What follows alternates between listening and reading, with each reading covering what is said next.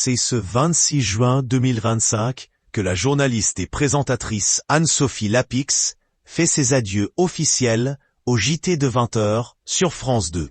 Ces derniers temps, le rendez-vous phare de l'information de France Télévisions avait de plus en plus de mal à lutter sur le front des audiences face à TF1.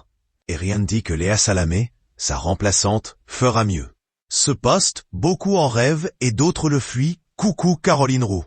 Pourtant, il est très bien payé. En 2017, alors qu'elle avait fait ses preuves aux commandes du talk show C'est à vous, sur France 5, Anne-Sophie Lapix fait un saut professionnel très important en prenant les manettes du JT de 20h sur France 2. Je pense malgré tout que je ne m'éterniserai pas aux 20h. Les présentateurs qui restent 15 ou 20 ans à la tête d'un journal, c'est terminé. Comme je vous l'ai déjà dit, nous ne sommes pas des stars.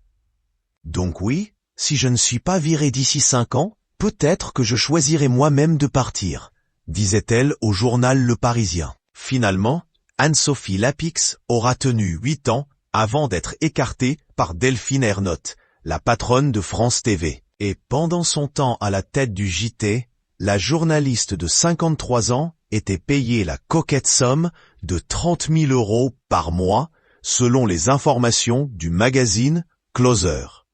Un salaire que la principale concernée n'a jamais commenté. Mais une telle somme se justifie par l'engagement que demande le job. C'est exigeant, énormément de travail. On arrive le matin, il faut avoir lu toute la presse. C'est une ascèse.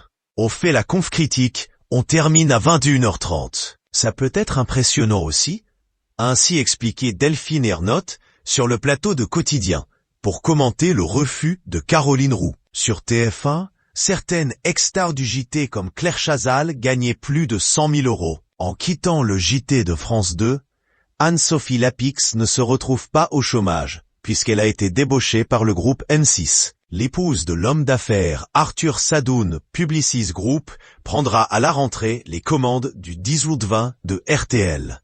Et en parallèle, elle animera aussi chaque semaine sur M6 un grand entretien dominical avec une personnalité de l'actualité du moment. Avant ce nouveau défi, Anne-Sophie Lapix va pouvoir profiter un peu de son été.